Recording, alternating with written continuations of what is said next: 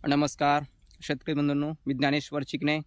आज आहे 18 नोव्हेंबर 2025। दीपावलीच्या तुम्हाला हार्दिक हार्दिक शुभेच्छा। उद्यापासून दीपावली सुरू होत आहे आणि ह्याच्या अगोदर तुम्हाला मी 16 तारखेला पण थंबनेल दिलं होतं की 2019 सारखी परिस्थिती होऊ शकते। हा शब्द वापरला होता, होणार असा शब्द वापरलेला नव्हता। त्याच्यामध्ये थोडीफार शक्यता असे सांगितलेले होते।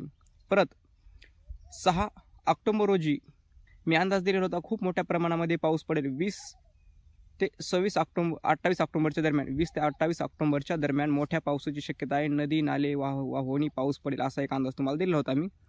आणि 20 ऑक्टोबरच्या अगोदर अत्यंत पाऊस कमी असेल हे पण तुम्हाला अंदाज दिलेला होता। आणि 15 16 तारखेपासून पावसाला काही भागामध्ये म्हणजे तुरळक भागाला पावसाला सुरुवात होईल। अगदी त्या प्रकारे तुरळक भागामध्ये पावसाला सुरुवात झाली, काही भागामध्ये मोजक्या ठिकाणी सुरुवात झाली आणि मोठा पाऊस नसेल असे तुम्हाला मी पण त्यावेळेस सांगितलं की 15 दिवसापूर्वी सांगितलं होतं की 20 तारखेपर्यंत मोठा पाऊस नसेल। मात्र आता 21 तारखेपासून 21 ऑगस्टपासून मात्र मोठा पाऊस पडणार आहे। आणि ही परिस्थिती हा पाऊस 21 तारखेपासून सुरू होणारा पाऊस हा किती दिवस पडणार हा महत्त्वाचा आहे। कारण 2-4 दिवस पावसाचं वातावरण जर असेल तर त्यामध्ये कमी नुकसान होते आणि अधिक जर पाऊस असेल 1-2 दिवशी जर असं खूप मोठ्या प्रमाणामध्ये जर खूप पाऊस पडला 100-200 मिलीमीटर तोही अख्ख्या 15 दिवसाचा पाऊस भरून काढतो आणि तेही पीक 15 दिवसापर्यंत नष्ट करून टाकतो, अशी परिस्थिती होती।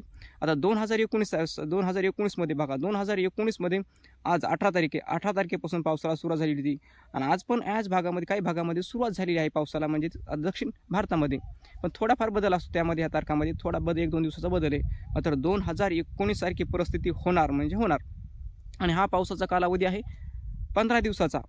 मी सध्या तरी अजून सांगतो मी 15 दिवसाचा कालावधी, त्यामध्ये कमी जास्त अजून वाढू शकतो किंवा कमी होऊ शकतो। त्याच्यामध्ये 2 ते 3 दिवसांनी अजून हे पावसाचा कालावधी म्हणजेच आता 21 पासून पुढील 15 दिवसाचा कालावधी म्हणजेच 5 नोव्हेंबरपर्यंत आपल्या राज्यामध्ये खूप मोठ्या प्रमाणामध्ये पाऊस पडणार आहे।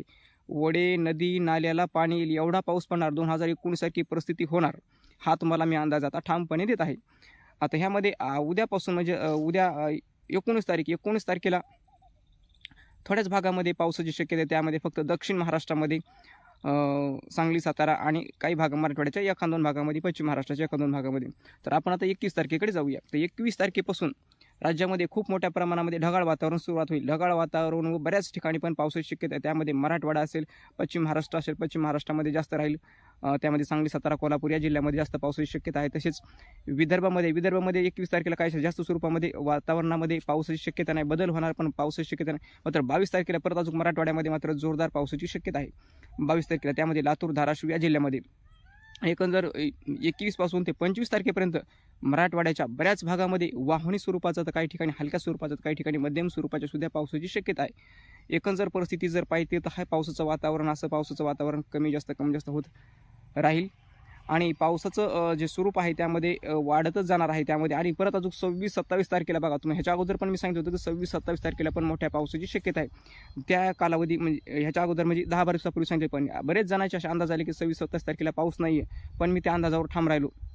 26-27 तारखेला मोठ्या पावसाची शक्यता आणि 26-27 तारखेला एखादा दिवस मागे पुढे होऊ शकेल। 26-27 तारखेला अजून परत मोठा पाऊस येणार आहे। त्या पावसापासून अजून परत शेतकऱ्यांच्या पिकांची नुकसान पण होण्याची शक्यता आहे। तो पाऊस हा मराठवाड्यामध्ये, दक्षिण महाराष्ट्रामध्ये, तसेच पश्चिम महाराष्ट्रामध्ये, नाशिक विभागामध्ये सुद्धा जोरदार स्वरूपाचा पडणार आहे।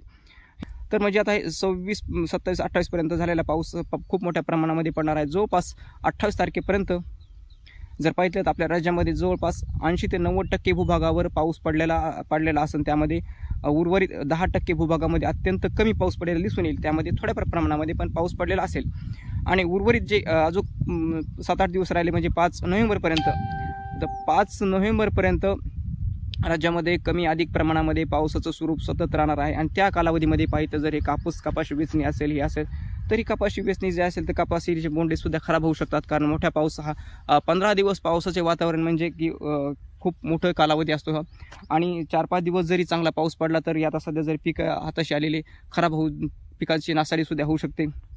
पण हे वातावरण एक तर 15 दिवसापर्यंत वातावरण आहे।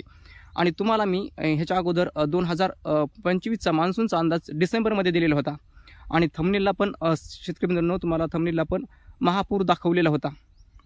बघा अगदी तो पण अंदाज माझा अचूक उतरला आहे। प्रत्येक नद्यांना ह्यावर्षी महापूर किमान एक तरी महापूर आलेला आहे. आणि ही परिस्थिती तुम्हाला मी डिसेंबरमध्ये, ज्यावेळेस डिसेंबरमध्ये अंदाज कोणाचेच नव्हते पाऊस मोठा येईल म्हणून, आणि पाऊस कितपत वाढणार हे अंदाज नसताना मी सुद्धा 2024 आणि 2024 रोजी अंदाज मी 2028 पर्यंतचा अंदाज दिलेला आहे.